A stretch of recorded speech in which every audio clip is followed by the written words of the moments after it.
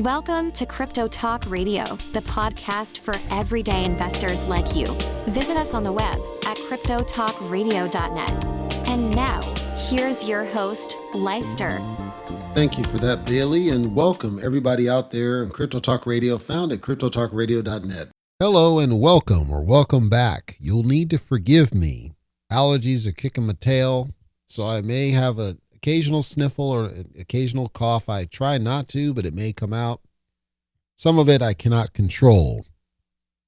Allergies are brutal because this officially marks the change of weather. It's been this way since I was a kid. Weather changes. My brother, who passed away in 2023, used to say it was a change of weather, sore throat, that they described it as. What's really happening is that the barometric pressure shift is abrupt where I am. Even in other places where it was more subtle, my body reacts. It reacts very strongly. That's the allergies I refer to. That's sore throat, that's cough, some of which I cannot control. That's sniffles, that's sinus, that's everything you can think of.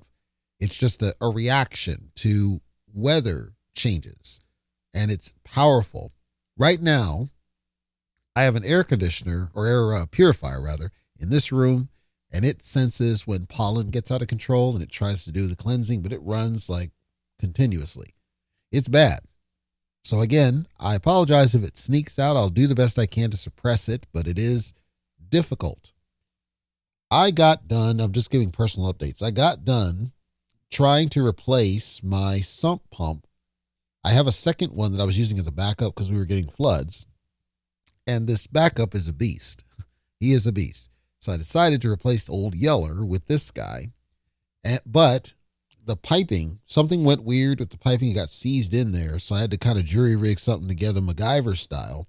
It looks nice, but now I don't have enough water to actually test it. And I don't want to wait until we have a downpour to know it doesn't work, because obviously that's kind of bad. Now I've got a way around it. It's just not ideal. I got one of those roll up folding type of hoses that I can, roll out the window. It's way below ground.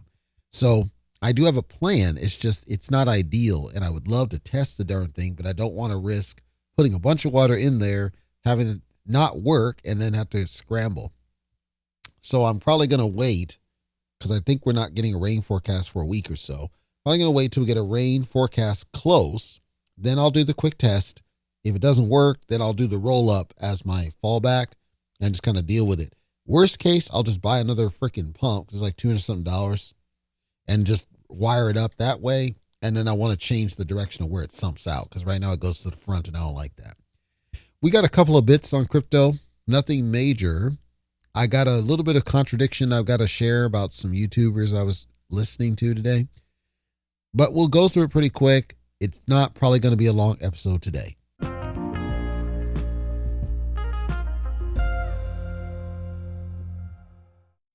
CoinMarketCap.com. We are going to zoom out to the month chart, starting with Bitcoin, which has a very good upward trend, currently hovering around the $81,000 mark as I record this, looking positive and looking like it's got some good momentum finally after a very long time of downward pressure.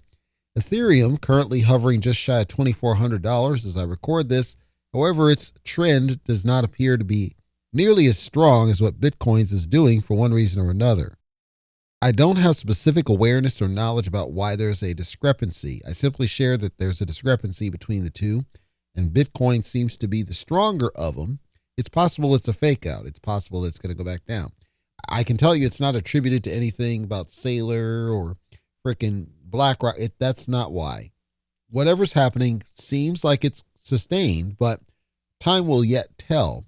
I saw DaVinci Jeremie was talking about, well, if you get into the ETFs, you don't really own the Bitcoin, you just get the cash out of it.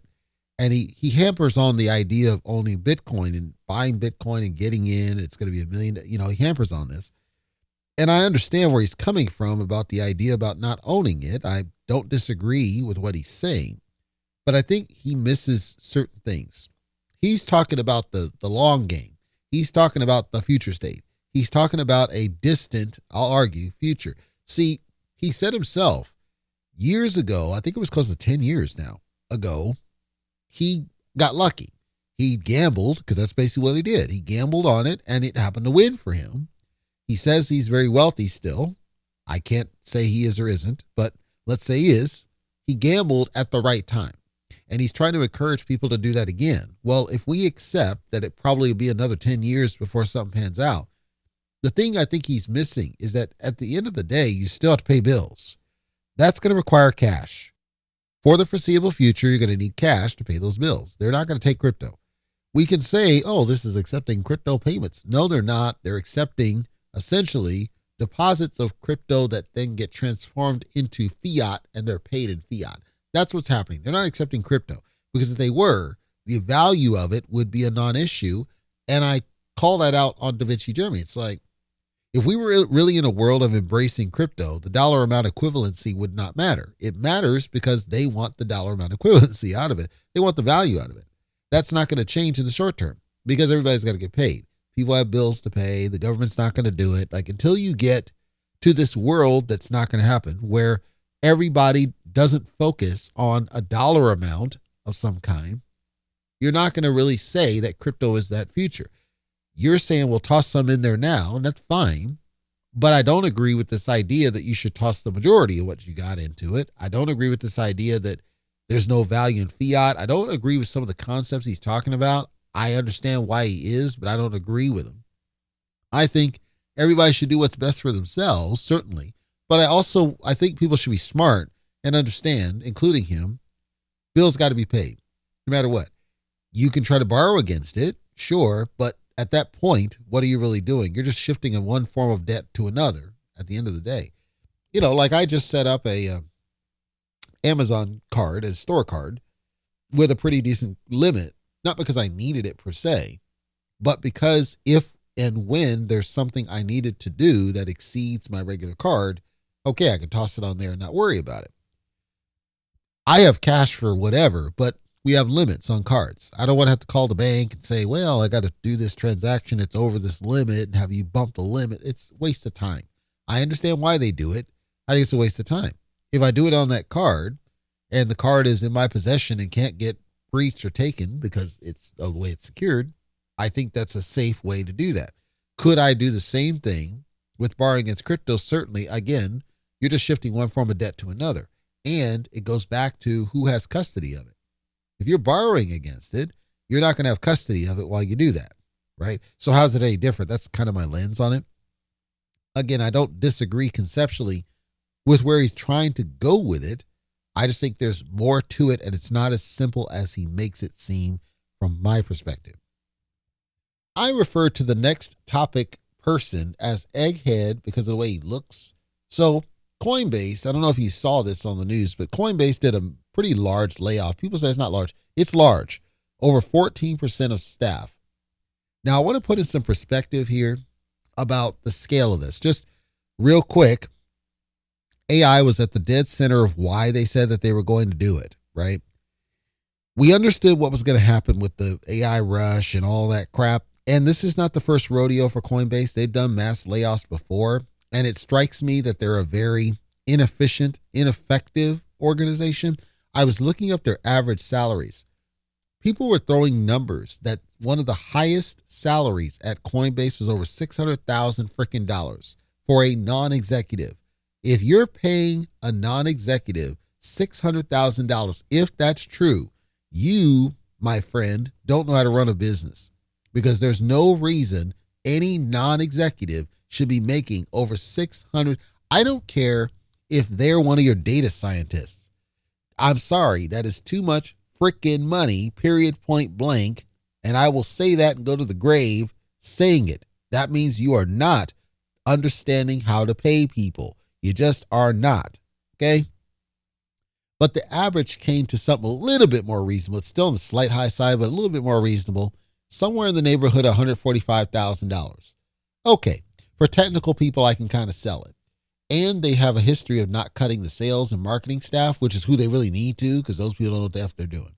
But okay, they're doing a bunch of AI. They were talking about non-technical people deploying code to prod. I'm going to warn you to stay away from Coinbase's software, dude, because if they're trusting non-technical people to to roll AI-based software out to prod. You're dealing with buggy shit shows. You're dealing with security issues. I guarantee it. No, you don't do that. You need to have strong technical people, period. And you always will. And people who YOLO into it, they're going to learn a hard lesson. And anybody who supports that, they're going to learn a hard lesson too. No, absolutely not. What you choose to do is what you choose to do. I'm going to recommend that you don't do that, but what you choose to do is what you choose to do. I decided to run some numbers. So they're doing a cut, and then they're doing some sort of severance package. And for the longest tenured employee, so let's say that somebody who was there since the beginning got cut. They got created 2012, okay? So 14 years. Based on the way their numbers work, the most you could get in a severance, I'm talking straight salary pay, is 44 weeks worth of this pay. So there's a little bit for everybody, and I think it's like 12. And then however many years, you get 2 weeks for every year of service. So it comes to like max 44 weeks. If I go off the average, okay, the average of 145, I come to on a weekly basis, just shy of $3,400. Just for clean numbers, let's say $3,000. Okay, so if it's $3,000 that we can expect clean because it's an average, right? And we multiply that by 44 weeks, basically it comes out to be, if you're that 145, it comes out close to being a year's worth of salary. To me, there's a nice part of getting it all up front, but you're going to get nailed by the tax man on that money. They're probably going to hit you about 30% on the tax bracket-ish. So you're not going to walk away with $145,000. It's still a good chunk, but some people who make that much money, they're not living check to check, but they've already kind of invested in stuff where the money goes quick. It blows quick. You might be asking yourself, well, what about you? I make a pretty decent amount of money, but I have very little expense.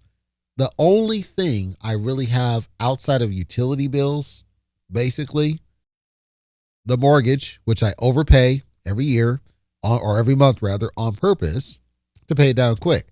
The mortgage is already close to, actually it's over $100,000 less than what I paid for it. And I just bought the damn thing in 2024 to put it in perspective. You're like, $100,000 2 years? That's what I'm saying to you. Because I understood that interest up front, that's where they nail you. So if you're not overpaying for the first year you own a home, you're doing it wrong. I overpay every single month. Every single month. It's just that I overpaid more in 2024, and then I tapered off a little bit in 2025 and tapered a little bit in 2026, and it'll ramp up again after I get my stuff sorted with the tax deal. So my point is, I have enough to overpay every month and still got left over. I have utility bills, but I'm offsetting, most of the biggest is the electric, and I'm offsetting that with all the expenses. I spent about $28,000 on my electrical setup for battery backups and things. I front loaded it. That gets me savings. I have a solar array. So there are days when I have no electric bill because I didn't want to have to deal with a $400, $500, $600 a month bill, especially when it hits summer. I already saw how high it was in the winter. So my point is, yes, I do, but all I really have is the mortgage. Every now and then the utility bill gets to a point and it's not that big a deal. And then I have a couple of credit cards, but they're not a lot. The amount I pay per month is, probably about a fifth maybe of what I make every month. The rest of it goes investing. I'm investing in future, retirement, the house, the home improvements, etc. I'm doing things that are designed to get a return because I learned those lessons the last time I bought a house. Most people that are making in this tier, the six-figure tier and above, they don't have the wherewithal to do what I did. Like I have no car payment. You might be surprised. I don't have a car payment. My car is, 12 years old, but it only has 66,000 miles. I bought the damn thing used. The prior owner didn't take care of it. So I had to replace, it's a plug-in electric, plug-in hybrid, essentially. So gas, I don't really have a gas charge. I think since I moved here, so we're talking 2 years now, Since I moved here, I might have filled the damn thing up full with a $20 bill 3 times. I'm not exaggerating. It's a very efficient car. And I've done a lot of driving because I had to drive hours and hours and hours and hours and hours. But it's a very efficient car. I just front loaded it. Again, I replaced the batteries, which the previous owner did not take care of. That was the biggest problem with the car. After I took care of that, it drives like a dream. It drives like a brand new freaking car, despite being 12 years old. I know it's going to last me forever. That's what I wanted, is something where I don't have and I had already paid it off. I bought the thing in 2023. Yeah, 2023. This was after my brother passed, because I had bought a different car before my brother passed. I bought a different car. I was going to drive up to see him when I heard he was ill. I couldn't make it because that car had an issue. They couldn't figure out what it was. So then I bought the car I have now. After I bought that one, I learned he had passed. That car had registration things and other stuff I had to get sorted out. But once I got all that sorted out, like I said, it's driven like a dream. The ultimate fix that I'm describing happened after I got out here. Once I got here, then I found this place online. They were able to get the battery brand new, installed. I've not had a problem since, period.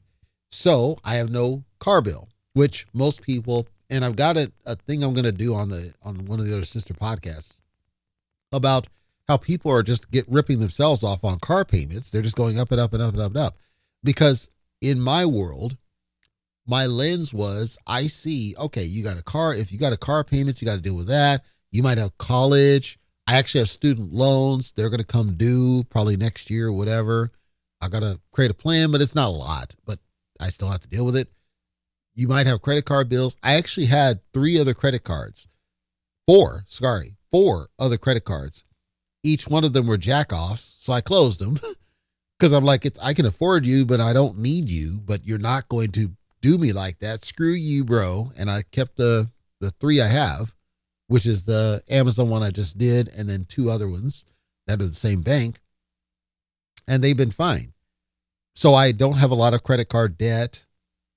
I have some loans, but they're small, and I only did those for home improvement things, and I'm just paying them off over time because I used to work at a credit agency, so I understand that the diversity of credit contributes to your score.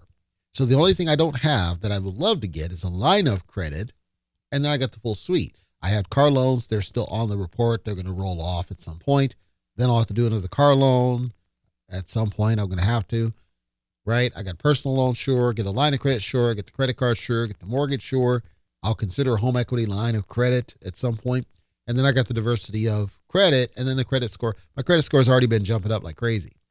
Then goes back to, and the reason I told all that, I'm old enough to have gone through cycles of the pain that many of these people that make this kind of money have not hit yet. They haven't learned a lesson yet, or they had parents that helped them out. I didn't have parents to help me out, right? I had to do it myself. I had to hit the grind. But some of them, they had to have somewhat wealthy parents that gave them a head start. Maybe the parents paid college for them. You know, they had those advantages I lacked. But if they didn't, it just means they've not hit those hard times yet. Since they've not hit them yet, they don't understand what it's like. This amount of money that Coinbase is offering, I guarantee you for the most of them, it's not going to go that far. Are they going to have a hard time finding more work? No. If they're good enough to work at Coinbase, I would assume they can probably find more work. But if they're working in the trade that is vulnerable to AI replacement, they might run into the same thing at whatever other company they find.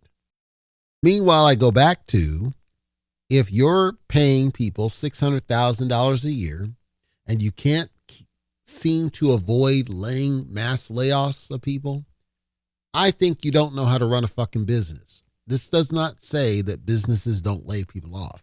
I'm saying that the frequency, it's like a constant thing with them where they just are constantly cutting people, tells me they don't know what the fuck they're doing. This guy, he doesn't know what he's doing, doesn't know how to run a business.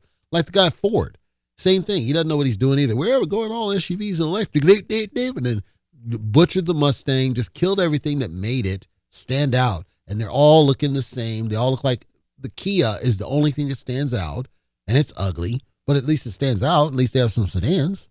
But everybody else is jumping on the bandwagon. They all want SUVs. It's not true.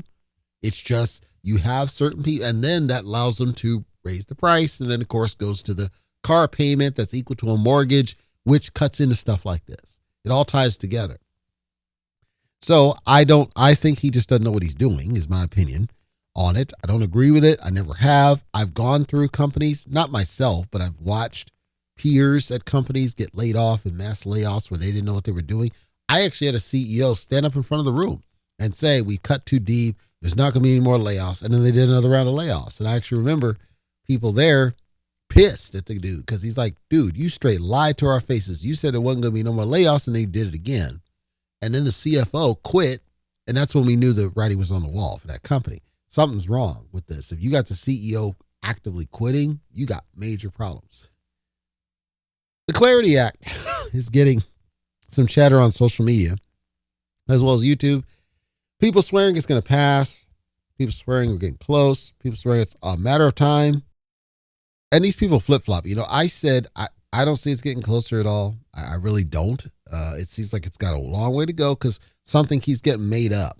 There's something else where they're just making shit up out of thin air. But now they're talking about something around housing. Oh, well, I'm not going to go too deep into this one because I want you to go and kind of look into this. I do think it's in your interest to understand exactly what's happening, what's going on. But remember that at first it was about the yields and the stable coins, and banks don't want to do that. And then they kind of got a little bit of middle ground. They're still not satisfied, but they're trying to move forward with it.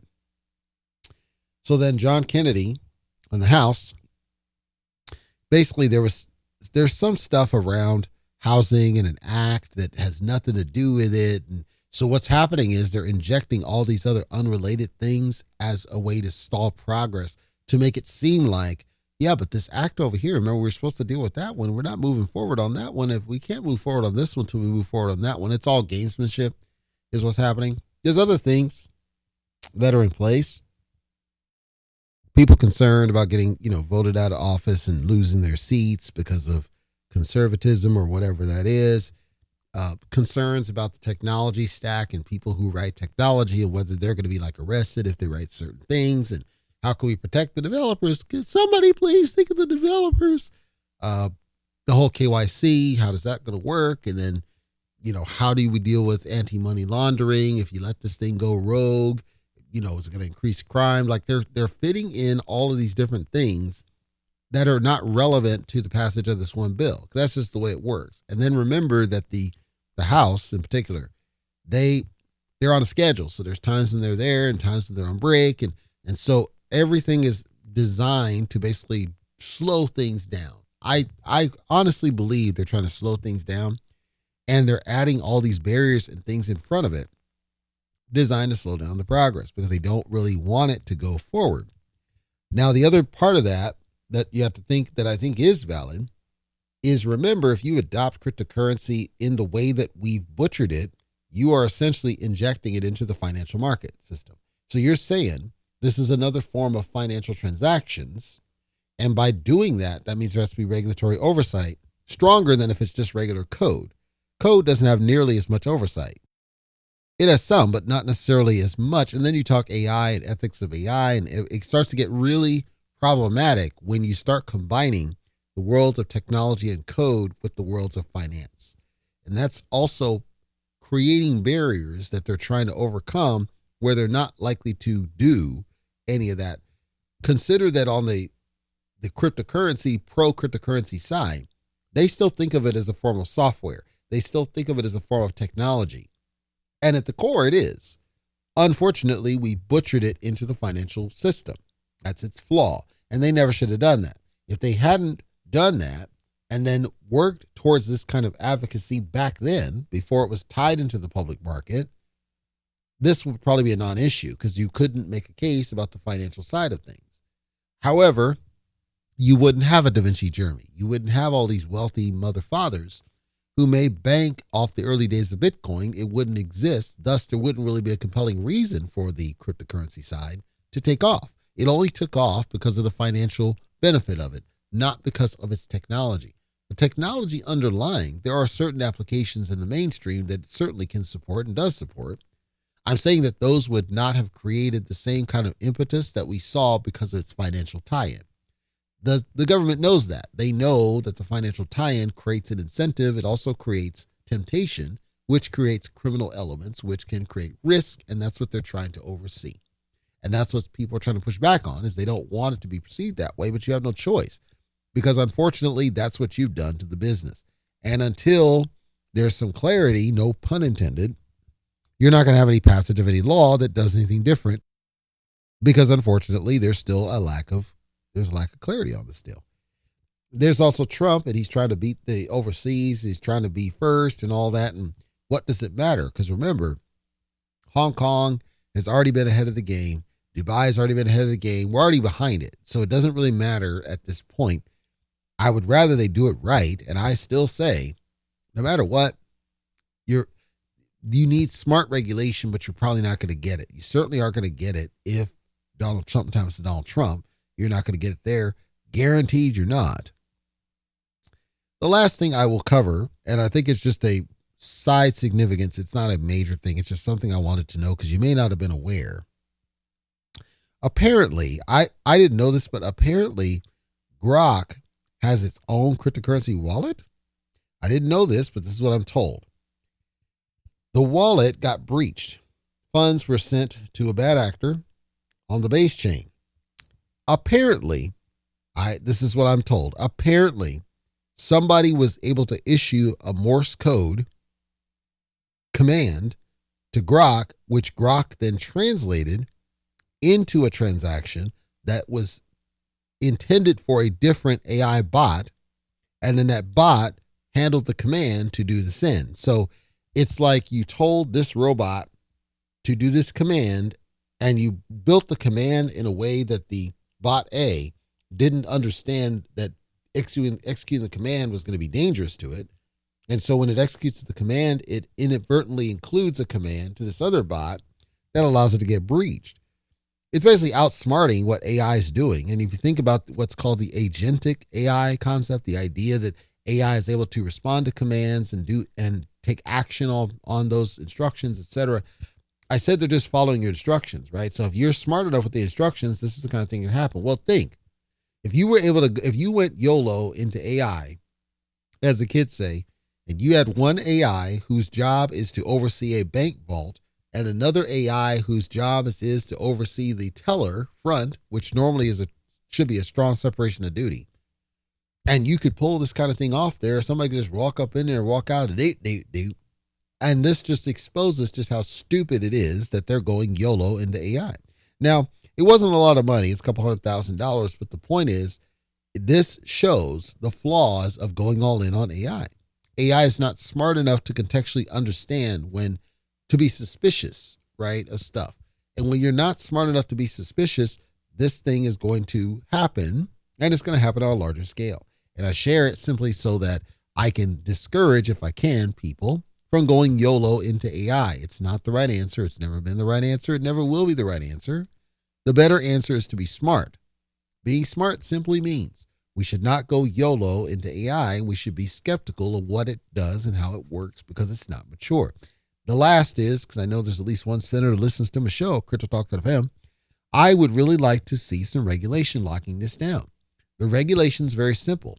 You should never have an AI that can independently execute commands without human intervention. I'm sorry. And you should not allow companies to mass lay off people just because of AI.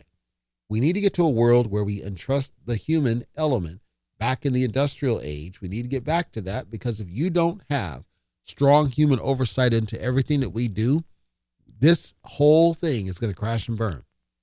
Our society is going to have major problems, and you're just going to be looking back, just like with asbestos, looking back saying, ooh, that was a bad idea back then. Why did we catch it? I'm imploring you guys to really get ahead of this and not allow this to go rogue as what happened in this situation. And be smart and understand that humans are the reason that you can go forward with technology and innovation in a very smart, mature, methodical way. The more you disconnect the humans from this equation, the worse it's going to get, because then your humans won't understand how things work. They won't understand why they work. They won't be able to troubleshoot it when they go wrong. And you're going to set yourself up for mass levels of failure. But by all means, feel free to disregard me. I'm just simply trying to warn you before I see that we end up in a Horizon Zero Dawn situation.